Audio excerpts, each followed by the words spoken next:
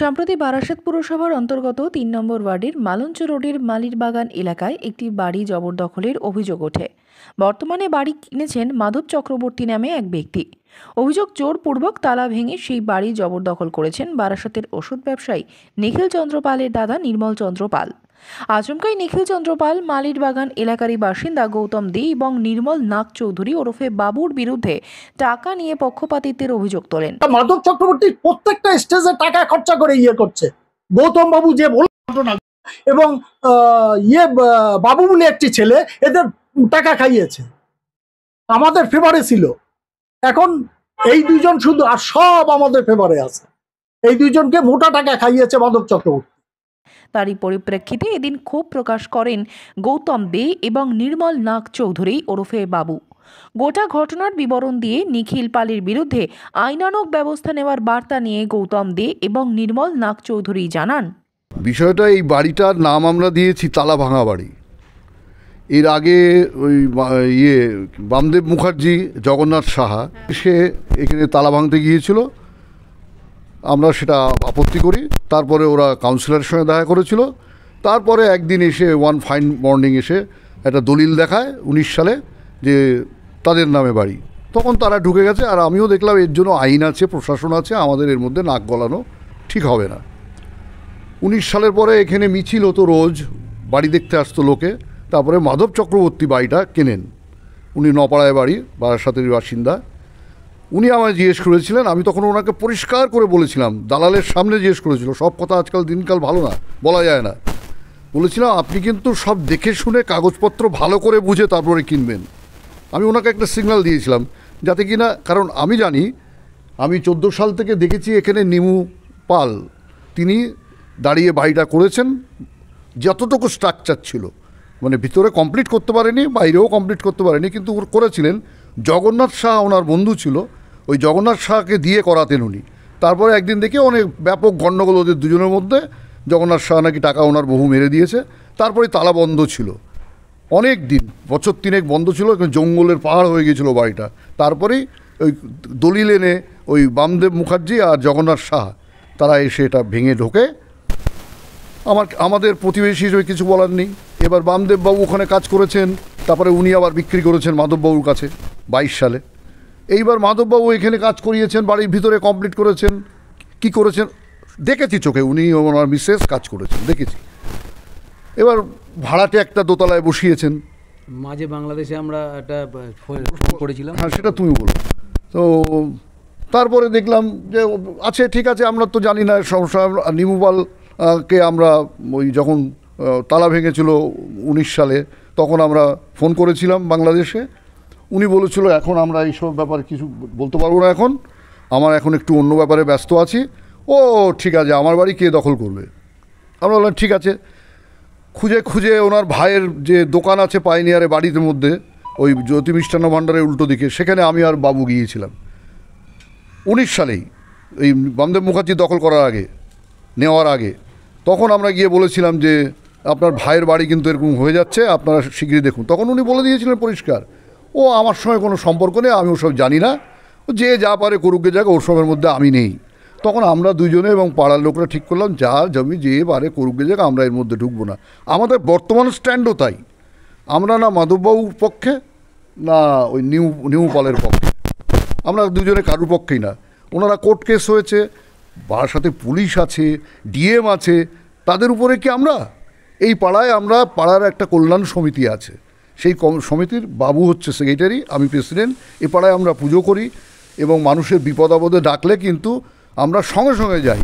একটা লোক বাসিন্দা ওই নিখিল পাল বলেছে যে পাড়ার সব লোক নাকি ওনাদের পক্ষে, উনি একটা লোক ওনাদের পক্ষে এনে দেখাক সামনে। আর আমাদের বিরুদ্ধে যে অর্থনৈতিক অভিযোগ করেছে, এই চরম নিন্দা করছি। উনি কায়দা করে কথাটা বলেছেন, উনি বলেছেন যে উনি শুনেছেন এবং পাড়ার লোক নাকি সব ওনার পক্ষে। একটা লোক উনি আসুক এখানে, তো আমাদের বাবু, আমরা এখানে উনিও আছেন প্রতিবেশী, আমাদের এই খানি বাড়ি, উনি তো বলছেন যে ও সামনে এসে কথা বলুক, তো কী হয় কী করতে হয় আমরা দেখিয়ে দেবো। আমাদের এখানে 1 কাপ চা খাওয়ার কোনো দরকার হয় না কারুর কাছে। আমাদের বয়স হয়ে গেছে, আমরা মানে সিনিয়র সিটিজেন, আমরা ঝুট ঝামেলার মধ্যে থাকতে চাই না। নাহলে একটা পাড়ার মধ্যে, আমি তো আমার জীবনে দেখিনি যে একটা বাড়ি বারবার তালা ভেঙে মালিকানা দখল হচ্ছে, আমার জীবনে আমি দেখিনি। এটাও একটা অভিজ্ঞতা। অন্তত যারা বাড়ি কিনতে যাইবে, সম্পত্তি কিনতে 50 বার দেখে যেন কেনে। এ কি বাড়ি ভাঙছে, ভাড়াটেকে উনি উচ্ছেদ করতে গিয়েছিলেন, তখন ভাড়াটে খুব কান্নাকাটি করছিল। তখন আমি আর বাবু ডেকে ওনাকে খুব বিনীতভাবে ভদ্রভাবে বলেছি যে কী দরকার, কোর্টে যখন মামলা চলছে, ভাড়াটাও তো বেকায়দা পড়েছে, কাকে দেবে টাকাটা। কোর্টের থেকে অর্ডারে উনি বলছেন কোর্ট থেকে অর্ডার আসুক, আর 11 মাসের এগ্রিমেন্ট আছে, এগ্রিমেন্ট থাকাকালীন উনি এগ্রিমেন্ট করতে চাইছেন না। তার মধ্যে আমরা বলেছি আপনারা কিন্তু এখন একটু গুতোমুতির মধ্যে যেন না, থাকুন, আপনাদের কেস মিটে গেলে আপনার যে মালিক সে টাকা নেবে, এটা তো পরিষ্কার ব্যাপার। আমরা তো ওনাকে বলি না, বলেছি ভাড়াটাকে আপনি কিন্তু কোনো রকম ধমকা ধমকি চমকা চমকি করবেন না, নিমু পালকে বলেছি, এই তো কথা। এবং আমরা তো নিমু পালের বিরুদ্ধেও যাইনি, আবার মাধব চক্রবর্তীর বিরুদ্ধেও যাইনি। আমরা বলছি ন্যায়ের বিচার হোক, এখানকার প্রশাসন এটা বুঝুক। এ কি বারাসাতে এরকম ঘটনা তো ঘটতে আমরা দেখিনি, শুনিনি। আমার তো উনি বলছেন 62 সালে, যথেষ্ট আপত্তি আছে। আমি 62 না 63 না 64 আমার জানারও দরকার নেই। আমার জন্ম এখানে, আমি 1954 সালে জন্মগ্রহণ করেছি, 70 বছরের উপর বয়স আমার। আমি এখন এই বয়সে এসে দাঁড়িয়ে কে মালিকানা নেবে তার কাছ থেকে টাকা নেব, এই অভিযোগ করেছেন। পরিণামে এটা জেনে রাখুন, উনি 2-4 দিনের মধ্যেই নোটিশ পাবেন, এটা কন্টেম্পট হবে এবং সিরিয়াসলি মানহানির মামলা আমরা করছি। আমি বারাসাতে বাবু নামেই পরিচিতি, আমার ভালো নাম নির্মলনাথ চৌধুরী। আমি বারাসাতে সোশ্যাল ছেলে হিসাবেই পরিচিতি। বারাসাত কলোনি মোড়ে ফুটবল লাভার্স অ্যাসোসিয়েশন আছে, তারও সেক্রেটারি আমি। সারা বারাসাতের লোক যারা আমারে চেনে তারা সোশ্যাল ছেলে হিসেবেই চেনে, পাড়ার লোকও তাই জানে আমি সোশ্যাল ছেলে। এবং সব ব্যাপারে আমি থাকি, মানুষের আপদে বিপদে সবসময়। গৌতমদা যে কথা বললো সঠিক, প্রথম থেকে যেটা, এইটা আমি আর বলছি না কথাটা, কিন্তু ওনাদের ভাড়াটিয়া একটা এসেছেন, মাধববাবু রেখেছেন ওনারে। উনি 2-1 দিন ধরে বলছেন গৌতমদার এই যে আমার ভাড়াটিয়া যে উনি এসছেন নির্মল পাল, উনি ডিস্টার্ব করছে ওনারে। আমি তো মাধববাবুর কাছে ভাড়াটিয়া হিসেবে এগ্রিমেন্ট আছে, আমি কি করব এবার বলার পরে তখন উনি বলছেন যে গৌতমদা আমারে ডাকলেন, আমি নিমু পালেরে ডাকলাম, বললাম দাদা দেখুন আমরা পাড়ার লোক এর মধ্যে ঢুকবো না, আমরা চাই আপনারা যেখানে যেইভাবে আছেন থাকুন, কোর্টে কেস হোক, মাধববাবু যেভাবে খুশি আপনারা দুজনে বুঝে নেবেন, পাড়ার লোকজন এর ভিতরে না ঢোকে, আমরা ঢুকতেও চাই না। এই কথাই আমাদের বলার উক্তিতে তারপরে আমি হঠাৎ দেখলাম টিভিতে, মোবাইলে, ফেসবুকে যে আমি আর গৌতম দাম নাকি পয়সা খেয়ে মাধববাবুর হয়ে কথা বলছি। আমার খুব কষ্ট লেগেছে এটা। আমি সোশ্যাল ছেলে হিসেবে এইটা যদি 10 জন জেনেছে, এটা আমার খুব খারাপ লেগেছে। গৌতমদার সঙ্গে আমি একমত যে আমরা ওনার নামে মানহানি করব। অন্যদিকে গোটা বিষয়টি নিয়ে সরব হয়েছেন পাড়ার প্রতিবেশীরাও। পাড়ারই এক প্রতিবেশী পান্না বিশ্বাসের কথায়, আমার নাম পান্না বিশ্বাস, আমি মালঞ্চতেই থাকি। বাবুদা এমন একটা ছেলে, রাত বেরাত যার যখন বিপদ হয় সবসময় কিন্তু এগিয়ে যায়, এবং কোথায় হসপিটালে নিয়ে যেতে হবে, কার কখন অসুস্থ, কার কি প্রয়োজন, কার কখন ওষুধের, সব সময় এগিয়ে আসেন প্রতিটা মুহূর্তে। কে শত্রু কে মিত্র সেটা দেখেন না, সব সময় কিন্তু তিনি এগিয়ে আসেন। এইভাবেই বারাসাতে উনি পরিচিত। অন্যদিকে গোটা বিষয়টি নিয়ে চরম নিন্দা করেছেন বর্তমানে যিনি বাড়িটি কিনেছেন সেই মাধব চক্রবর্তী। এদিন সংবাদ মাধ্যমের মুখোমুখি হয়ে তিনি জানান গোটা বিষয়টি একেবারেই মিথ্যে। নিখিল চন্দ্র পাল যে অভিযোগ করেছেন তা সর্বৈব মিথ্যে। এদিন সংবাদ মাধ্যমের মুখোমুখি হয়ে তিনি আরও জানান, সম্পূর্ণ মিথ্যা কথা। কারণ বাবু এবং গৌতমদা ব্যক্তিগতভাবে আমি বাড়ি নেওয়া থেকে বিভিন্নভাবে আমাকে সহযোগিতা করেছে, এখনও করছে। এবং সহযোগিতা এই সমস্যা হওয়ার পর থেকে, তারা ভেঙে ঢোকার পর থেকে তারা আমাকে বলেছে যে আমাদের দিয়ে কোনো চিন্তা করতে হবে না, যে কোনো ধরনের সহযোগিতা লাগে আমরা করব, এর জন্য আপনার এক কাপ চাও আমাদের খাওয়াতে হবে না।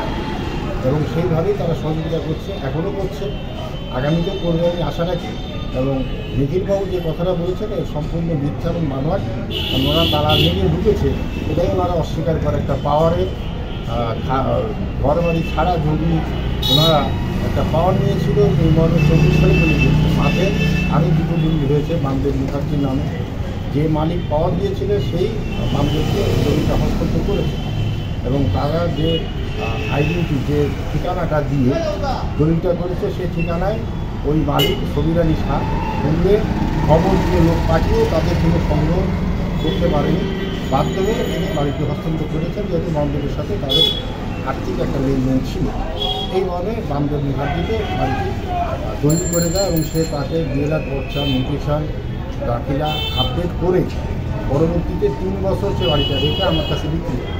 এবং 15 সেপ্টেম্বর 2024 তারা জোর করে তালা ভেঙে বাড়িতে ঢোকে এবং হুজ্জতি করে আমাকে মারতে উদ্যত হয়। আমি বাধা প্রদান করলে কোনো মতেই তারা সে জিনিসটাকে মারামারি এবং গণ্ডগোলে পর্যায়ে যাওয়ার কারণে আমি আইনি সাহায্য নিয়েছি এবং তারা এখনও পর্যন্ত মিথ্যার আশ্রয় নিয়ে অন্যায়ভাবে আমার মালামাল ধ্বংস করে তারা বাড়িতে বসবাস করছে।